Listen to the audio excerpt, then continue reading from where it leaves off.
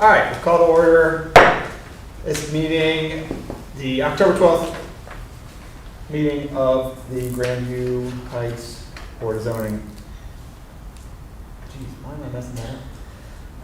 The Board of Zoning Appeals. Look, as usual, let's start with Pledge of Allegiance. I pledge allegiance to the flag of the United States of America and to the republic for which it stands, one nation, under God, indivisible, with liberty and justice for all. Donosby? Present.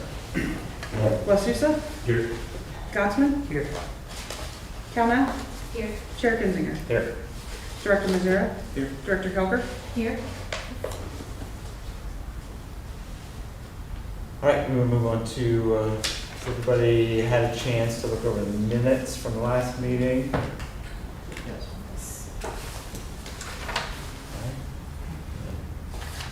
Okay. All in favor say aye, those not in favor say nay. Aye.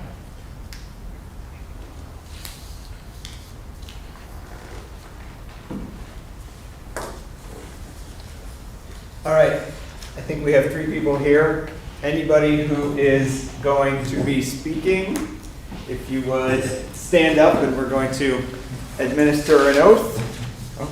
If you think you'll be speaking at all, if you can raise your right hand and repeat after me. I swear to tell the truth. I swear to tell the truth, The whole truth. the whole truth. Thank you. All right, do we have any changes to the agenda? No changes. Excellent. So we will move right into case number 1, BZA case 09-2022, 1080 Wyandotte Road, applicant and owner Jody Oster. Yeah, why don't you tell us what we got here? Yeah, hello to everybody. I'm Jody Oster. I live at 1080 Wyandotte Road and own the property there. And tonight I'm here to apply for a variance from Grandview Heights Ordinance 1155.15D. I brought in an application on September 14th, 2022 to construct a fence, aluminum, about 4 feet tall fence for my dog. And it replaced actually a temporary fence that I had to put in when at the start of COVID. So my project is about 2 years, over 2 years in the making. So just before COVID hit, I had a contract with a fellow to put in this fence that's pictured in, I think it's like the 3rd page of the application. And so bronze aluminum fence, just a regular, very simple fence. There's no swimming pool there, it's just the fence. And my gates are not arched at the top, they're just flat. So the day, I think a day or 2 after I brought in the application, the contractor called me and said, hey, I'm ready to do the work. So he has partially installed the fence, the new fence, on my property. And I think that there are some pictures that someone took which are attached to the staff report that you can see that.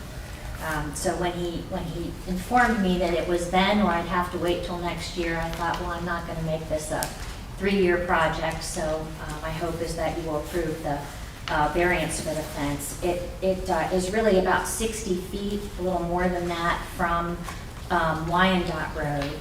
I think you can see that on the 2nd page of the application with the survey. And it's really just under 200 feet from Goodale Boulevard. So I think this distance actually, according to Meyer surveying, is about 200 feet from Goodale Boulevard. And then the other part is about a little over 62 feet from Wyandotte Road. So it really doesn't interfere with any kind of traffic or anything like that, which I think is sort of a concern on a corner lot, if I recall correctly. So I'm happy to answer any questions you have about it, just asking for approval to go ahead and get the fence permit, which I've already supplied to Megan Lonergan, and then move on to just try to get it finished. be happy to answer any questions you have about it. Yeah, why don't we do a staff report?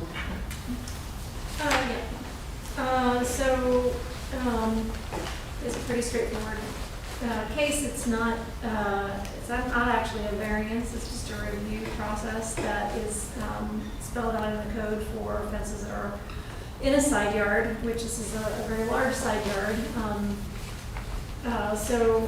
If you make your way through the staff report here, I would say, the photos, and also I'm sure you all have been by it, it's a very steeply sloped, so the fence is set way back and up from the sidewalk and the streets adjacent there. The fence regulations, the code language is pretty minimal, it's just that you guys have review authority. The regulations more so follow the design guidelines, or the regulations of design guidelines having to do with transparency and traffic for ordinary side yard conditions like this, also having to do with presence in somebody else's front yard, if a side yard abuts a front yard, having to do with presence on the street, if it's up against a sidewalk. Really, on all of those counts, this fence doesn't represent any kind of problems. It's just that procedurally you all have review authority. So we don't take any exception really to the design or location of the fence, or actually aren't any front yards adjacent to this yard the way the other houses happen to lay out around it. So we take no exception other than the building department be able to follow up with the permitting requirements and anything that they would have. Since most of the fence is already installed, I would, if the board could put a condition on there that we're going to have to verify post depth. Fences are required to be, the posts are supposed to be 32 inches below grade. So just like any other deal where you'd have a fence that was installed without permit, we would ask for them to, we're going to pick 3 or 4 holes to verify depth. So if we could put a condition on there, if you do approve it, that is one of the conditions, so we can verify it. I'm sorry, what is the required depth? 32 inches. Okay, I think they've exceeded that, but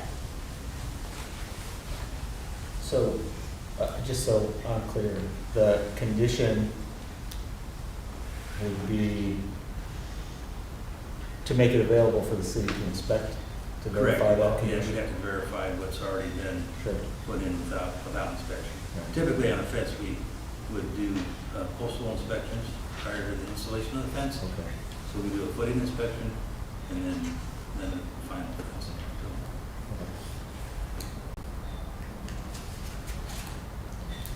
does each post have to be 32 inches? Or I don't know how that Yeah. works, so.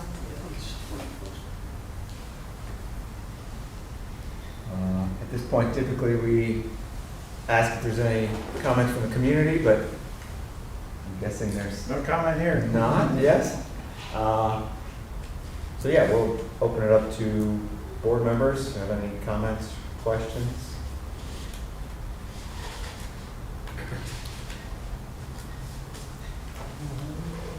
Did it say in here how tall the fence is? It's 4 feet. 4 feet. Yeah, generally, my comment is going to be that typically we have more dimensions to it, and that's not to say, clearly what you've got from the pictures is fine. I think it's just more for recording it as in the permits, that we would make a note of how tall it is and some of the dimensions, although I know you've got the marked up plot survey here, the Myers survey. I think it does provide the dimensions on the permit. I think it says it's 4 feet tall. Oh, on the permit, yeah. On the permit. No, yeah, it does on the permit. Doesn't permit. The permit application has the height.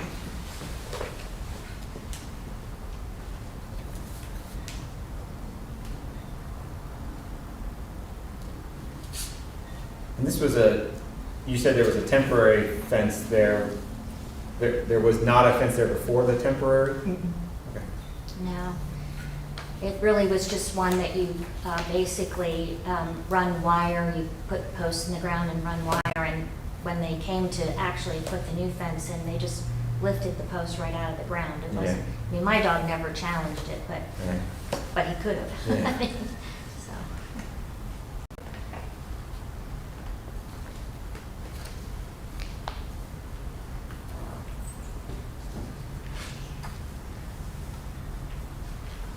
I guess my only question would be for staff, and this is kind of for future projects along Goodale, is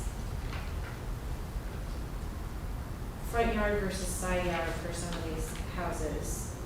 So are we technically considering this house for sure to be front yard is towards Wyandotte? It is addressed on Wyandotte. So that is the difference then? That is the difference, is where the address is where the front yard is considered to be. Now, I know the board has heard some cases where it's, there's been work done on the house and the address hasn't been changed. And they're supposed to be in alignment, and in this case, the house is accessed off of Wyandotte. So there's no really conflict between the address and the way that the house is utilized or situated. Yeah, it's unusual. I actually thought it was the front yard too, until I started looking at it. Because a lot of those along there are front yards facing down, right? But this one is not.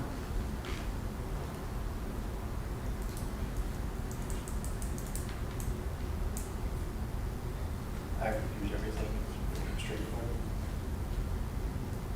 I think the condition would be understanding, do you want 3 or 4 posts inspected? Do you want to put a specific 3 or which number? Yeah, do you want? I'm comfortable with 3. Random. I don't know that we need to put a number on But presumably you have to dig up around those, right? Yeah, just alongside it, just to verify the depth. It's actually a benefit to you because then it's official. So if there was ever a problem, you have documentation. Yeah, we have, I don't have any objection. yeah, we have to take some type of showing compliance. It's unreasonable, of course, to dig up or dig alongside every one. So, we understand that. But if we say we, made an effort, and the ones that we did have exposed complied, we have to assume the rest are too. Sure. And with this title fence, the posts come in a certain length, so you're gonna know.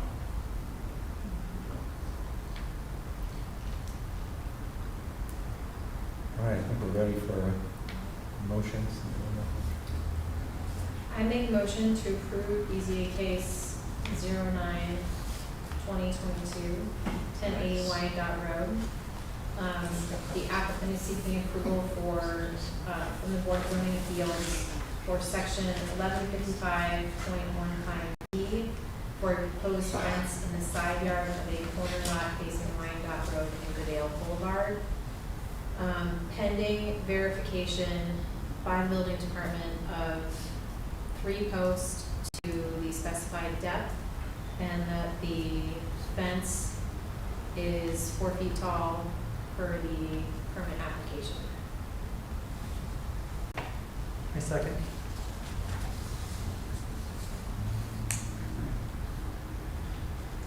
Wasusa? Yes. Donosky? Yes. Calhoun? Yes. Scotsman? Yes. Chair Kinzinger? Yes. Approved? Thank you. Yep.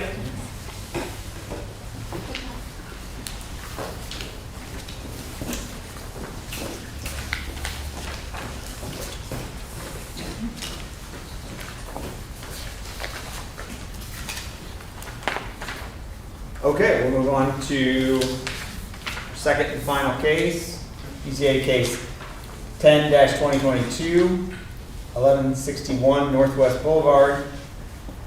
Applicant, Central Ohio Renovation Experts. Owner, Donald and Elizabeth Smith. You I'm could- Don Smith. I'm the Okay. owner. So, good evening. We live at 1161 Northwest Boulevard, and we're hoping to starting a renovation project, and part of that would be to add a first floor bath. And essentially adding that bath would require a variance approval for the new addition will result in the back corner of the house being less than 10 feet away from the garage. So I guess the thought process behind it is, if you look at the drawings, essentially what we're wanting to do is just square off the back of the house. We have 3 large windows. No, that's the drawing. But 3 large windows that face the backyard, and then it jets in where the back stoop is, which is where we're looking to add the bath. And there's actually concrete patio below that. So putting the bath where we would like, number one, aesthetically, the back of the house will be squared off and the roof line will look much more realistic or whatever. And it's not going to impede moving any of the windows, existing windows, the view of our backyard. And then also the residents to the south of us, their garage is next to our yard. So if we would have put the bathroom anywhere else, it would have made it more difficult to access, the south side of the house. So just visually it makes sense. And then also all of the plumbing running up to our second floor full bath runs on that side of the house. So it would require the least amount of changes to all the plumbing and everything to the residents. So essentially all it would do is push the door back, the existing back door to French doors, and then have the bath there in that empty spot.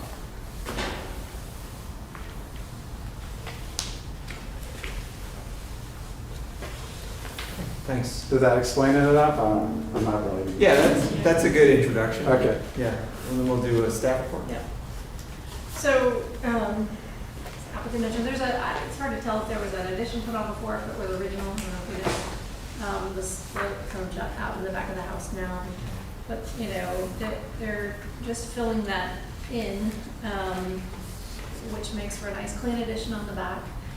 The lot is on the smaller side. If you flip to page 4, the width is compliant. The depth, there's no required depth per se, but it's pretty short in comparison to a lot of the ones in the district for sure. And that's where the problem comes in, because the garage is located where you would expect on a lot like this. It's kind of in the far back corner. Just so happens that, and the house is aligned more or less with the other houses on the street, but because the lot is so short, it puts them in close proximity to one another. So 10 feet is what's required, and what is there now is just slightly more than that. So to make logical use of the lot, the project they have queued up really is very reasonable use of the lot. It just puts the garage a little close, so really it's making the accessory structure not the plan, not the house per se. But even if you could move it, there's nowhere to move it to get it further away. So. It won't impede the access to the backyard. There's still plenty of space to access the backyard and everything. A 5 yard, or 5 foot, it really only happens a 5 foot pinch point is just at that corner because they're offset from each other. So it's a very small pinch point, if you will. They're not parallel for a long distance. For all of those reasons, the project easily, I would say, falls into the realm of practical difficulty for reasonable use of the lot. We have no problem recommending approval. No conditions.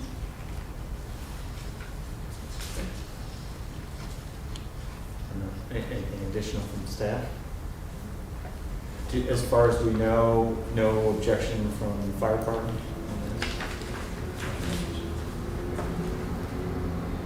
I guess I always assumed that 10-foot is primarily to prevent fire jumping from one structure to another. Not prevent, but discourage fire from jumping from one structure to another. And for access. And for access. Generally right, for access, right, to the back of the yard. Right. The fire department typically will say that a small pinch point, not really a problem. It almost doesn't count the way the building code counts adjacency. Right. It's It's diagonal. alignment in a plane, so it almost doesn't even count. It's just barely. Yeah, okay.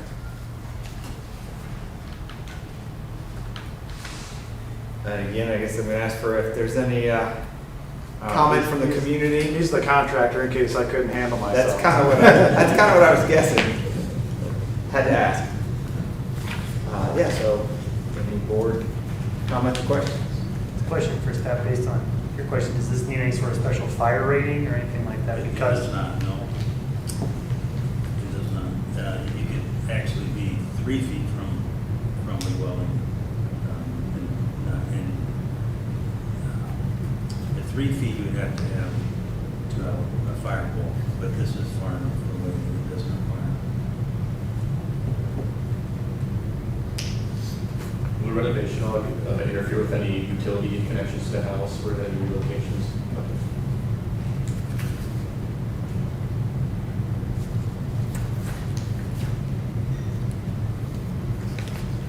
Does this, I know typically we say with additions, we're gonna ask that then all downspouts get run all the way to the curb, right? Yep. That's what's gonna occur on this one. Yeah, it's on, I don't know what drawings you have. I can Right. show you on my drawing. Yeah, I mean, If you need if you to, say I it's brought there, it. that's, I believe you.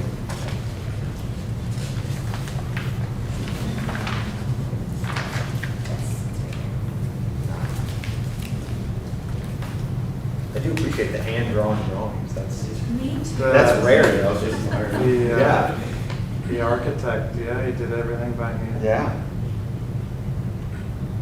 Yep. Great guy.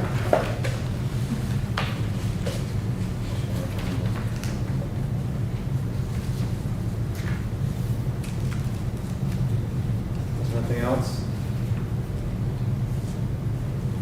Yeah, I think, in my mind, the unusual physical condition of your lot that is really the, well, that's the legal terminology behind granting a variance, is the short depth of it, as Director Coker mentioned. I think that's what is driving this, the request, and it is a reasonable reasoning behind it. At least in my, that's I agree. my opinion on that. So if there's no further discussion, I want to make a motion.